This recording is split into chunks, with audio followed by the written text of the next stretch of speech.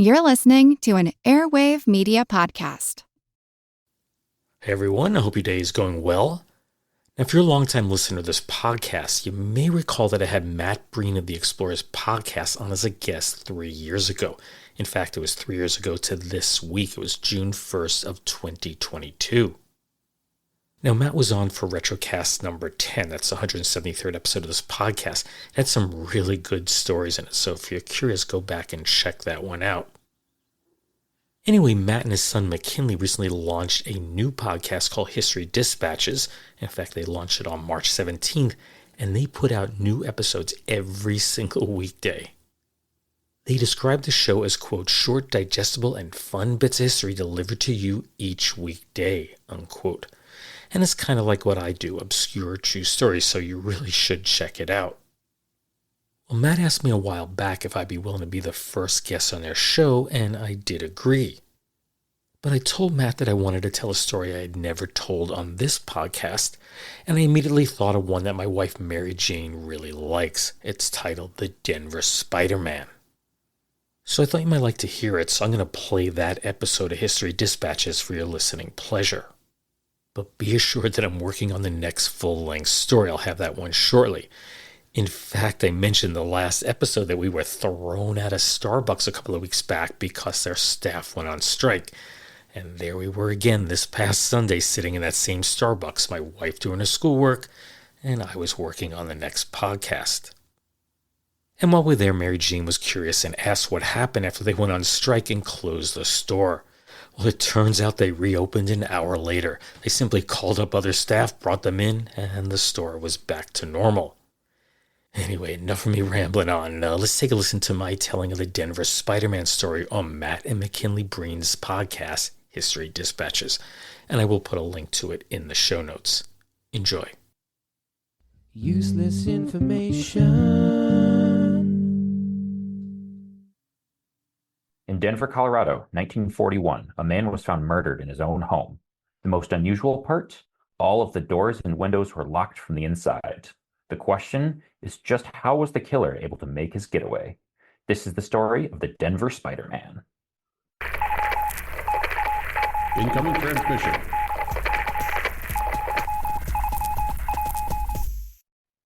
Hello and welcome to History Dispatches. My name is Matt. I am here with my son McKinley. Hello, Mick. How do you do? Good. Today we have a special treat, and that's because we actually have a guest host, and that is Steve Silverman from the Useless Information Podcast. Steve, welcome. Hi, thanks for having me on. You betcha. So here on History Dispatches, we like to do odd and fun and weird and sometimes tragic stories. But today we have a weird one because we don't even know what it is about.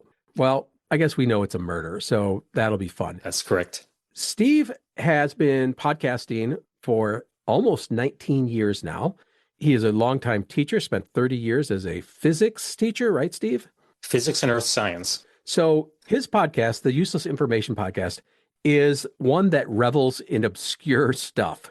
And when we started the show, one of the first people I thought about that I wanted to have on the show as a guest was Steve, because you know what? A lot of times we do topics and someone else might have done them or you find them on YouTube, things like that.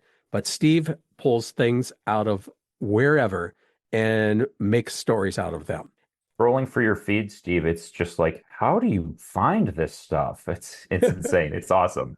I'm asked that all the time, and I've never. First of all, it becomes an art. Once you know what you're looking for, you can just glance at something and in one sentence will pop up, and then I just jot it down and I'll research it. And most stories go nowhere, but I specialize in the obscure. I love to tell stories that no one has heard since the day they happened in the 1920s, 30s, 40s, or 50s, and so on. That's exactly what we wanted to have fun with today. And so Steve is going to tell us the story of the Denver Spiderman, which we will participate in learning and figuring out the answer to this mystery along the way. So Steve, take it away. Okay, here we go. A couple of things before I start the story is I should say this is among my wife's favorites of all the ones I've ever told. I presented it at a presentation I was giving at a community college maybe about 10 years ago. And I never did it for the podcast or anything like that. And then I was about to do a presentation last October. My wife goes, "You should do that Denver Spider-Man story." So that's what you're about to hear. I should add that the reason I've never done this is A, the story is fairly well known among, people like us who are really into, trivial stories. And second, I don't do a lot of crime on my podcasts. And, crime to me is a dime a dozen. So I tend to avoid crime stories. But anyway, here we go. And I should also add that you guys are looking at the presentation that I give when I give these talks. Of course, your listeners can't see this.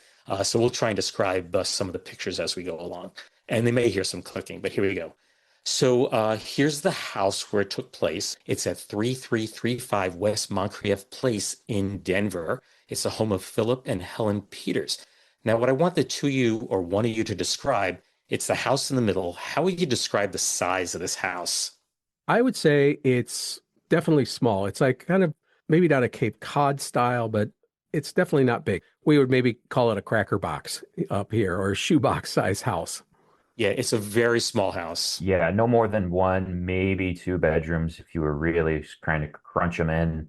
There's a porch out front with a door to the attic, which I would presume is going to be a bedroom. You're exactly correct. If you look at the picture, and I know your listeners can't see this, it's only 2 windows deep. I mean, that's it. I mean, the house is tiny. By today's standards, there's so many big McMansions and things like that. This is a tiny little home. It almost could be a garage size, the size of a garage. That's correct. That's good. Yeah, it's like it'd be like you could get a 2.5 car garage in there. I was going to say more like a 1.5. 1.5. There you go. I will say I have a 2-car garage, and it's bigger than this building.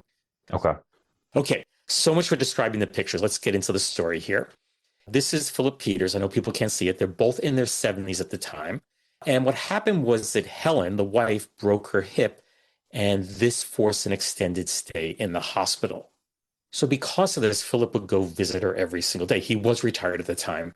Typical of the 1940s, he really didn't know how to cook. So what he would do is he'd go to a neighbor every single night and have dinner there. But on Friday, October 17th of 1941, he didn't show up, and the neighbor became concerned. So, of course, the neighbor went to check on him, and the house was totally locked up. But she could kind of sense something was wrong, so she got another neighbor, and they used a chisel to pry the window open, and they did get inside. And of course, inside, we already said there's a murder story. Inside, they found Philip Peters dead. He was 72 years old at the time. There was blood everywhere, the kitchen, the bedroom, all over the walls. He had been struck 37 times in the head. I mean, this is a brutal, brutal murder. The crazy part about the story is that the police, when they investigated, could find no useful evidence. There was nothing that led them to figure out what was going on. It didn't appear to be a robbery. There were no fingerprints. At least the fingerprints they found didn't match up with anything they had on file. The murder weapon was a stove shaker grate. And my guess is at the time was probably heating the home with coal. And those old coal stoves had a shaker, to kind of shake out the ashes so you get a better flame. Interestingly, the murder weapon had been washed clean. So someone hung around long enough to wash the murder weapon clean. And it couldn't have been a robbery because all of the money was still left behind.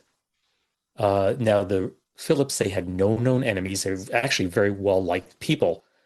And here is the interesting part of the story, the real clincher, and that is all the windows and doors in this tiny little home, they were locked from the inside.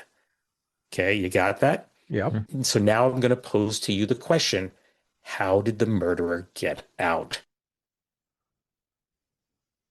Okay, so we took a little break. We're back from the commercials. So right before the break, I was asking, how did the murderer get out? So what do you guys think? I will make my guess. And that is someone killed Philip Peters, locked all the doors and windows with themselves still inside. And they did something to the effect of, say, hide behind the door or in a closet or something, or behind a couch. And then when the people pried their way in, he maybe slipped out while they were investigating the murder. Okay, that's a good possibility. McKinley, any thoughts? Was there a chimney? Could he have Santa Claus himself out? I don't believe there is. In fact, if you looked at that earlier picture, it looked like there's just a stovepipe. And I don't think any human could get up that. Yeah, yeah. Was he a T-1000? Could he turn himself into metal? That's a Terminator joke. I had to think about that for a second, but I got it. Yes. No, that's a good one. That's a good Yeah, one. this is why my wife likes the story because it's like, what happened here? And it's actually, you ready for the answer? Yeah. Absolutely. Okay, so I'm going to give you a few more facts before I actually tell you what happened. Okay, so entering the picture is Philip Peters Jr. This is the son. And 3 weeks after the murder, he arranged to have the house professionally cleaned. There's blood everywhere. And because mom was in the hospital and it's wintertime, he arranged for all the heat and the hot water to be turned off until she came back, if she ever came back. Well, it turns out she did come back several months later. And what they needed to do was hire a live-in housekeeper named Hattie Johnson. But Hattie Johnson was not comfortable staying in this house. A murder took place, and she kept saying she heard noises. The house was haunted. Now, I live in a very old home. In fact, my parents had a 200 and something year old home, and that house creaked, and even our house creaks. The wood expands and contracts, and if you wanted to believe that it was haunted, I guess you could do so. Although I don't know if anyone ever died in my house or not. So, but she couldn't deal with this, and she quit the job. So now Mrs. Peters doesn't have someone to take care of her, so she had no choice but to move in with her son a few months later. But as this is going on, the neighbors, they just kept reporting, this house is haunted. There'd be kids out on the street at night, and they say, they suppose they see shadows and stuff and whatever. And the police would come by, and they drive by, they check out the house. They never found anything, which is not a surprise, right? Fast forward to July 30th of 1942. This is 9 months after the murder took place. The detectives again get a call that there's something in the house. They go inside and they hear a clicking sound. They're not exactly sure what it is. They run upstairs and they see the last of a man's legs as he crawls through a very, very tiny opening in the closet ceiling. And when I say small, I'm going to show it to you in a second here. But they grabbed his legs and they pulled him out. And that's the opening right there. Now, I know, again, your listeners can't see this. I would say it's maybe wide, it's less than this guy's shoes, and maybe about 4 shoes wide, would you say? Yeah, I was going to say maybe 6 or 8 inches wide and maybe twice that long.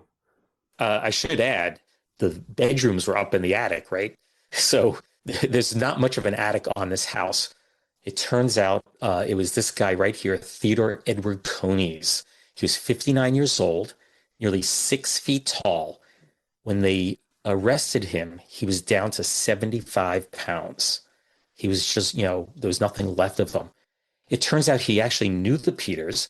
He had come to Denver in 1910, and he was a member of the Denver Guitar and Mandolin Club, as was Mr. Peters, and he was a frequent guest at their home, and they even ate dinner together from time to time.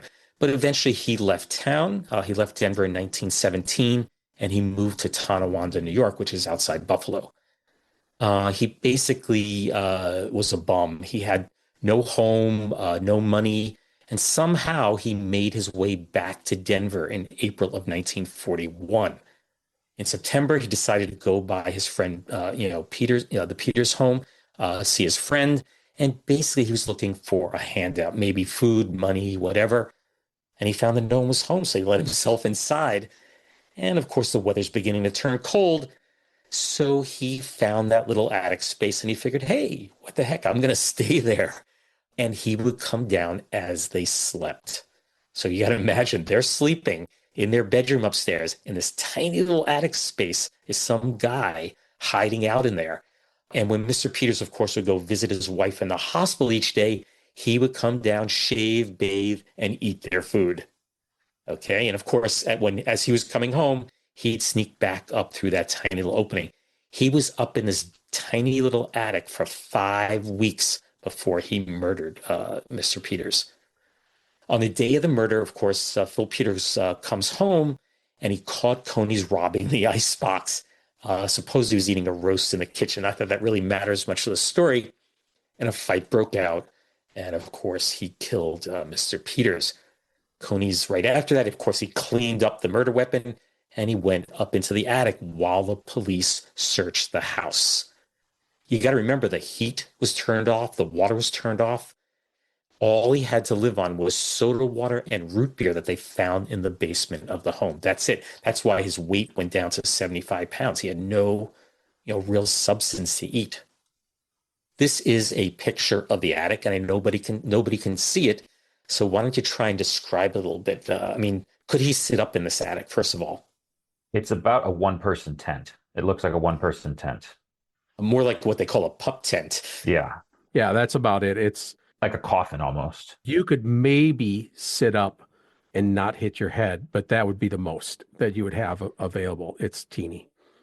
It's tiny little space. Well, this attic space was at its peak 27 inches high. That's less than a meter, and 57 inches wide at the maximum. This is a really, really tiny little place. Of course, without any heat and no insulation in this attic, it was very, very hot in the summer and, of course, freezing cold in the winter. Of course, he couldn't bathe, so his place was filthy. He did rig up some electric. Again, nobody can see this, but there is one light bulb hanging there. He found a radio in the basement. He hooked that up, and he used an electric toaster for heat. The press and the police coined him as the Spiderman, hence the term the Denver Spiderman. And that's because of his emaciated appearance. Of course, he's very tall and have these long dangling arms and legs. And of course, he had to fit into this tiny space. And that's how he got the name the Denver Spiderman. Spent the rest of his life in prison, where he worked as a clerk in the electric shop. After all, he was able to hook up the bulb and things like that. So I guess he was qualified. He died on May 16th of 1967 at the age of 84 and was buried in an unmarked grave. And that's the story of the Denver Spiderman. What do you think? Wow. I want to say I'm creeped out because I just want to go look in my attic right now. That he lived up there for 5 weeks before he was caught by Peters is amazing.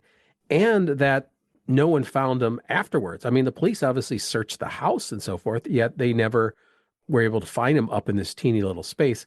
And again, he was living there while other people were living there, which is extraordinary that he was somehow not found until this late in the process. The one thing I was going to add, and I should mention that because I've never done this for the podcast. Any story I do for the podcast, I do a lot of research on.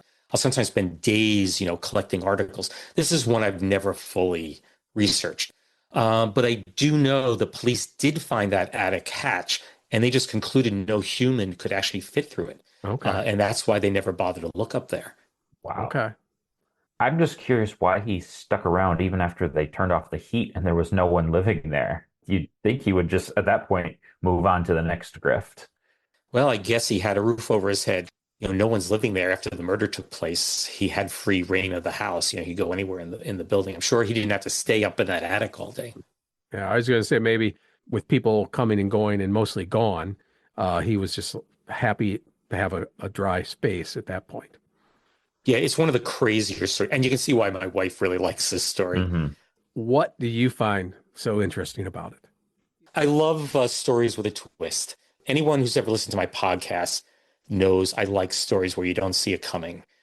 I told a story on my podcast years ago. It's basically about a plane. I believe it's called the Yellow Canary.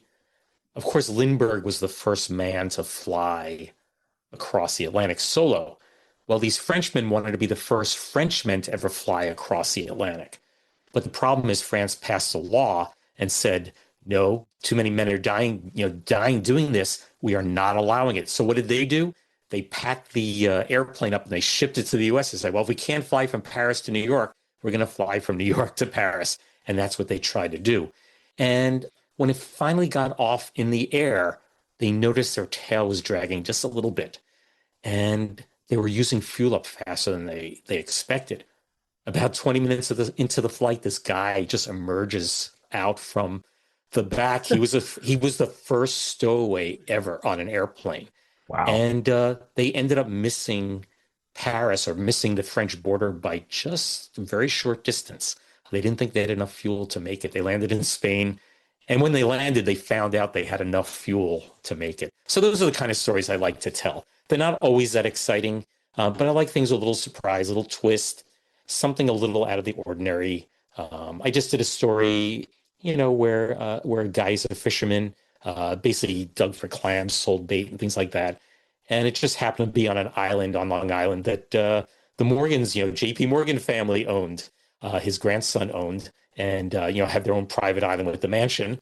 And they wanted this guy, and guy gone, his little bait shack gone, and became a little battle. So those are the kind of stories I do. So Yeah, and I know we've known each other for a few years now, and I know I was on your show once and helped you with something. yes, But it's just a lot of fun, often very odd and weird stuff, but like you said, just quirky little things that grab you. So anyhow, that is the story of the Denver Spider-Man. And that was cool. Thank you very much, Steve, for telling that. Yes, Steve, thank you. We appreciate it. So on History Dispatches, we usually like to finish up the show with a bit of trivia. And Steve is going to do our trivia today, only it will be a trivia question that he's going to pose to McKinley and myself, and we're going to see if we can figure it out. So go ahead, Steve. okay. This is a question that I did on one of my podcasts back in 2014, so it's an oldie, and it has to do with pop music. And the question is very simple. What was the first #1 song on Billboard's Hot 100 chart that included the word Jesus? And I guarantee, Matt, you know it. And I wouldn't be surprised if McKinley knows it also. It's a very well-known song. Is it done by the Doobie Brothers? It is not. This is from the 1960s. Oh, I was thinking Jesus Is Just All Right with Me. So you want some hints? Yeah, hints. Okay, Dustin Hoffman. Oh, is it from The Graduate or something? I got It nothing. is from The Graduate. Simon and Garfunkel. I know what you're talking about, and I can't think of the song. Okay, you ready? Yeah. Mrs. Robinson. Jesus loves you more than you will know. What's interesting, I just wrote down a few factoids about that song. The original working title was Mrs. Roosevelt.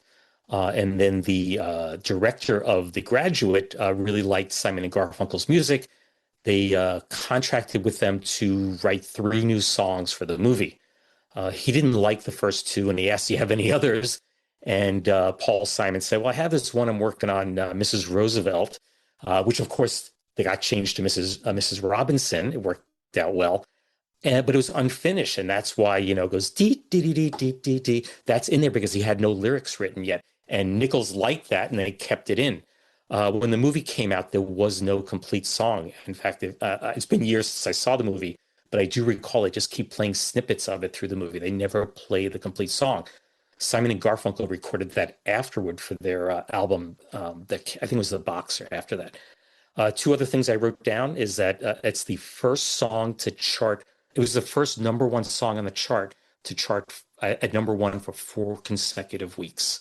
So until that point, no song had ever stayed at the top for 4 weeks in a row.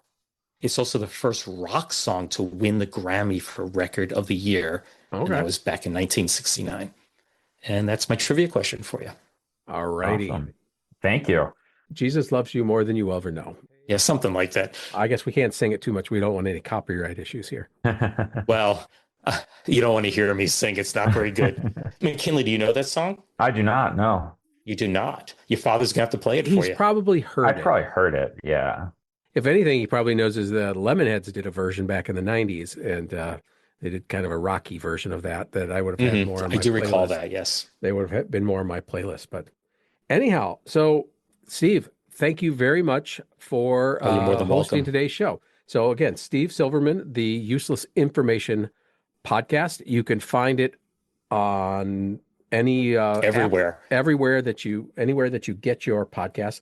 And Steve has been podcasting for, like I say, almost 19 years, and it is just a lot of fun and wacky stuff that you can just really dive into and just have a great time with. So again, Steve, thank you for being with us. You're welcome. McKinley, I'll let you wrap up today's show.